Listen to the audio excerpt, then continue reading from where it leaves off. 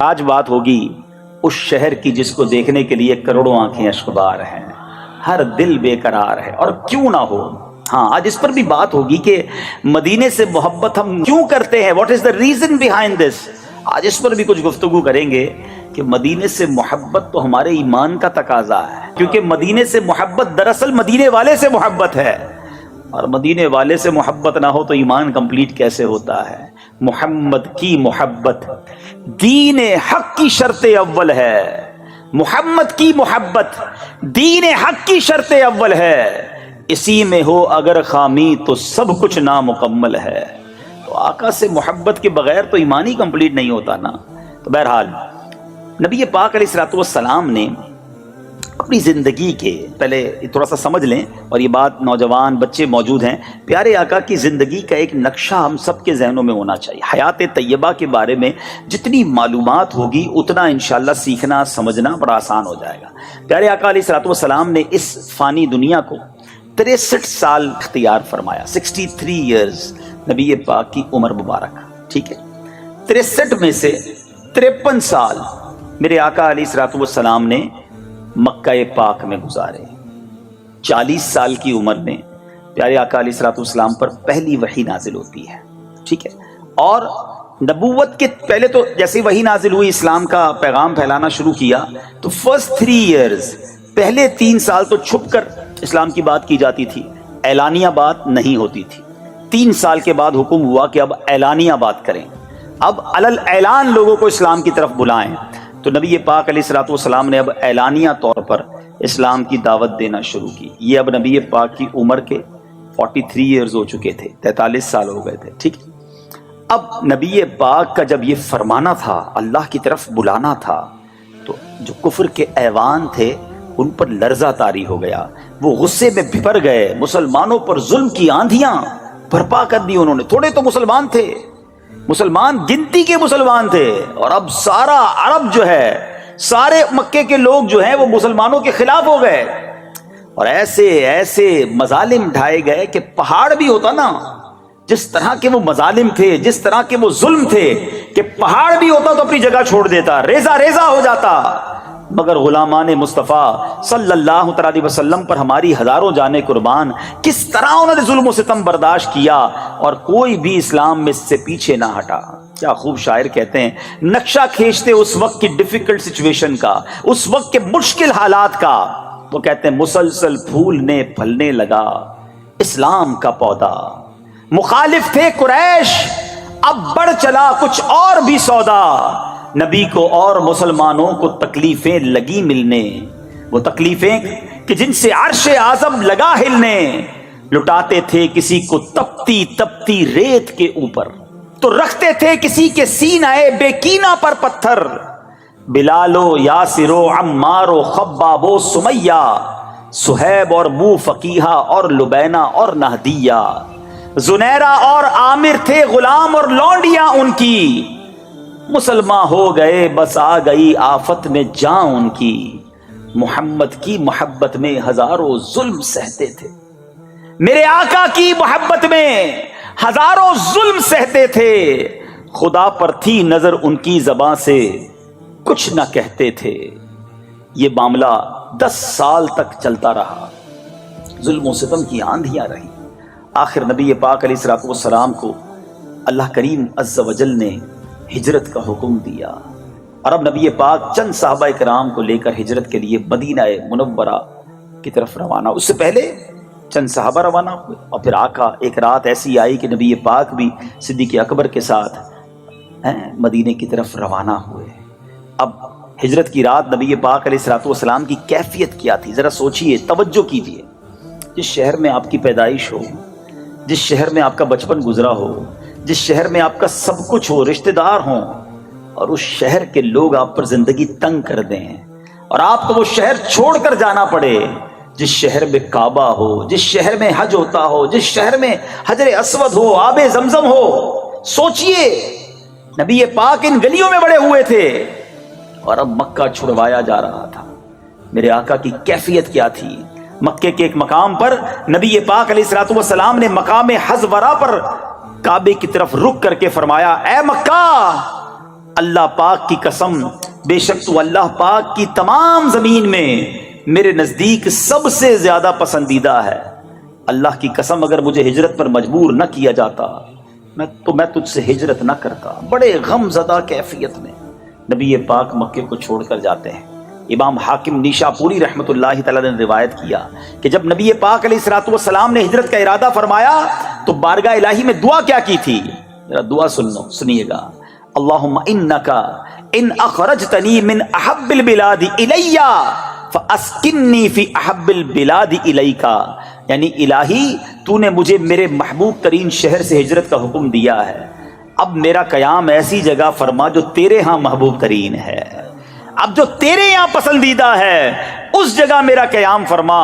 اے عاشقان مدینہ سنو سنو، شیخ عبدالحق محدث دہلوی رحمت اللہ تعالی علیہ نے یہ حدیث پاک جذب القلوب میں نقل فرمائی اور فرمایا اذ الحبیب لا یختار لحبیبہ الا ما هو احب واکرم عنده، یعنی ایک محبت کرنے والا اپنے محبوب کے لیے وہی پسند کرتا ہے جو اس کے نزدیک زیادہ پسندیدہ اور عزت والا ہو، جبکہ محبوب خدا سید الانبیاء صلی اللہ تعالی علیہ وسلم نے ہجرت فرمائی اور دعا بھی کی کہ الہی اب اس مقام میں میرا قیام ہو جو مقام تیرے یہاں محبوب ترین ہے۔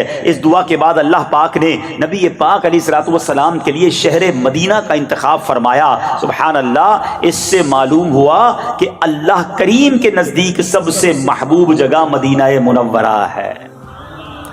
پھر جب ہمارے پیارے آقا علیہ الصلوۃ والسلام مدینہ پاک تشریف لے آئے، اب بخاری کی حدیث سنو، سرور کائنات علیہ الصلوۃ والسلام فرماتے ہیں اللہم حبب الینا المدینہ کحبنا مکہ او اشدہ۔ سنو، جو لوگ کہتے ہیں مدینے سے کیوں اتنی محبت کرتے ہو، مدینہ مدینہ مدینہ ہی کہتے رہتے ہو، ارے مکہ افضل ہے یا مدینہ افضل ہے، اس بحث میں ہم نہیں پڑتے۔ سنو نبی پاک کیا فرما رہے ہیں، اللہ سے دعا کر رہے ہیں اے اللہ ہمیں مدینہ پاک سے ایسی محبت عطا فرما جیسی محبت ہمیں مکہ پاک سے ہے۔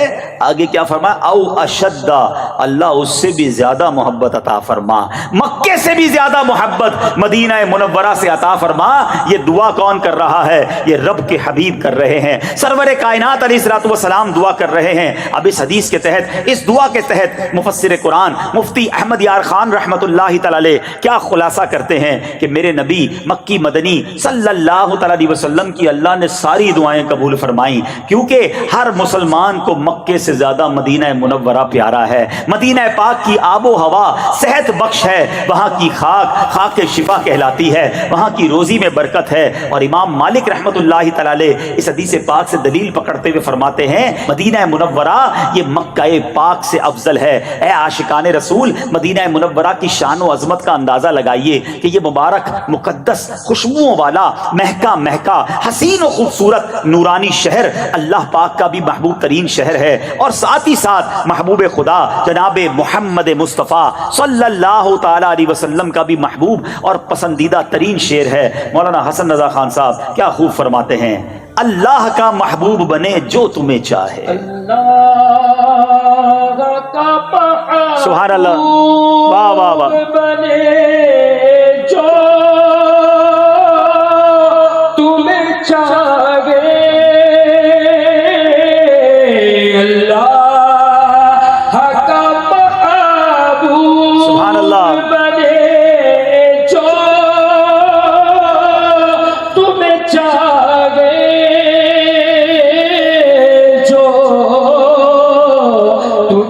چاہے اور اس کا تو بیان ہی نہیں کچھ، تم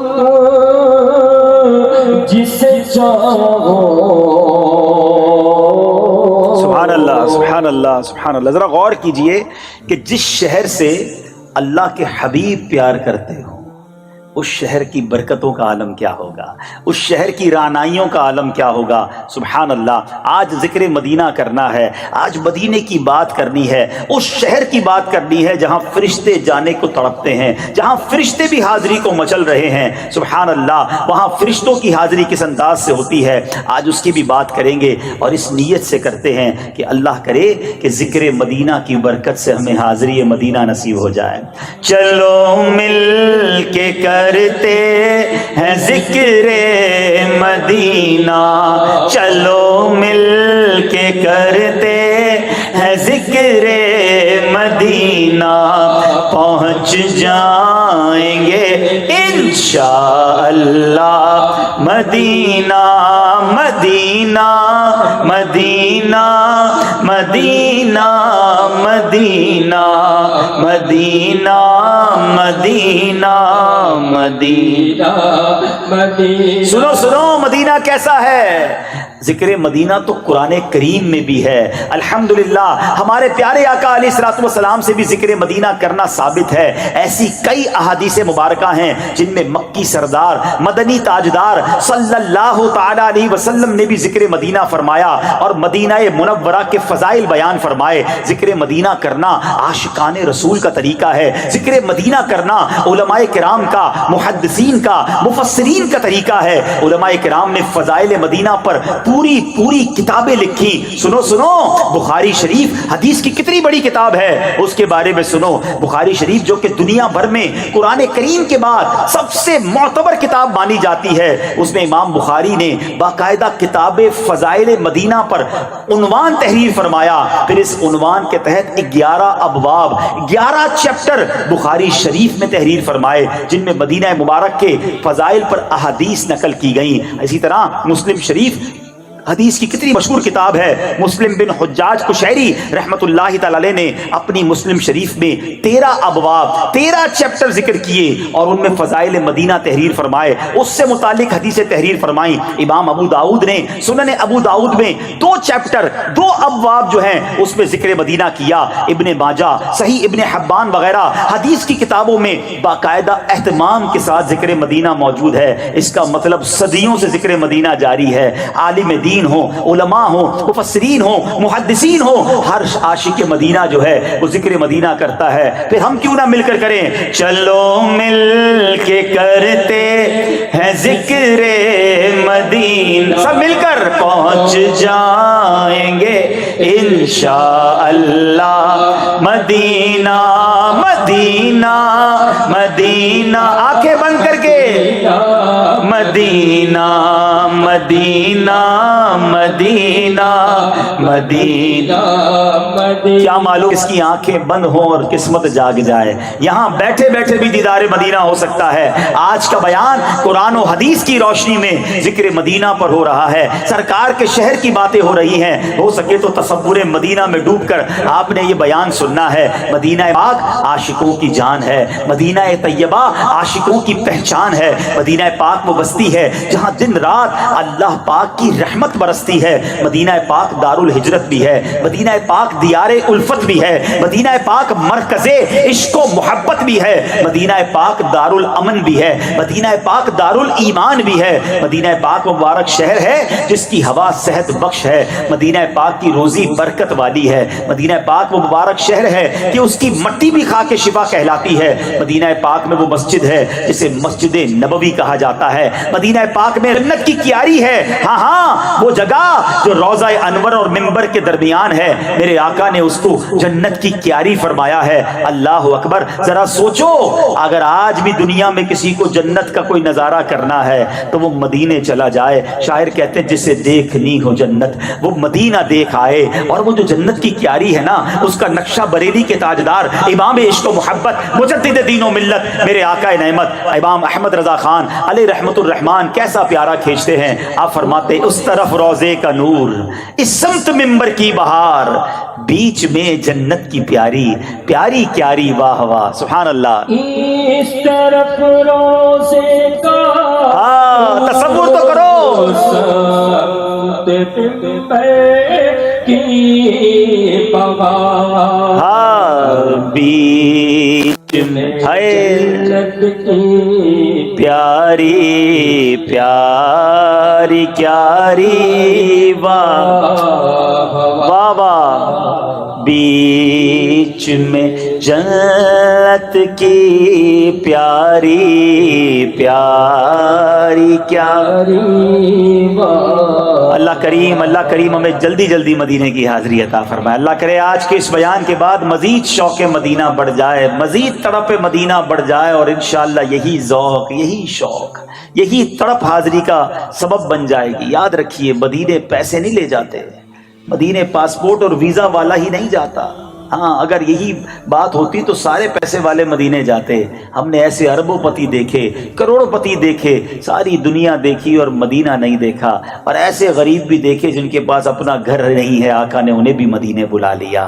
کہاں کا منصب، کہاں کی دولت، قسم خدا کی ہے یہ حقیقت کہ جنہیں بلایا ہے مصطفیٰ نے وہی مدینے کو جا رہے ہیں۔ مدینے والے آقا سے یہی تو آج عرض کرنا ہے کہ حضور آج آپ کے شہر کا ذکر کر رہے ہیں، آپ کی یاد میں آپ کے عاشق جمع ہیں، آج آپ کے شہر کی بات ہو رہی ہے، حضور آج ذکر ہو رہا ہے، دیدار بھی آپ نے کروانا ہے، بلوانا بھی آپ نے ہے، حضور آپ نے نگاہ کرم کر کے ہماری حاضری کا سبب بنانا ہے۔ سنو سنو مدینے کی کیا بات ہے، کیا خوبصورت بات۔ اعلیٰ حضرت اور خاص طور پہ مولانا حسن رضا خان صاحب لکھتے ہیں کہ عجب رنگ پر ہے بہار مدینہ کہ سب جنتیں ہیں نثار مدینہ، ملائک لگاتے ہیں آنکھوں میں اپنی، شب و روز خاک مزار مدینہ، رہیں ان کے جلوے بسیں ان کے جلوے، میرا دل بنے یادگار مدینہ۔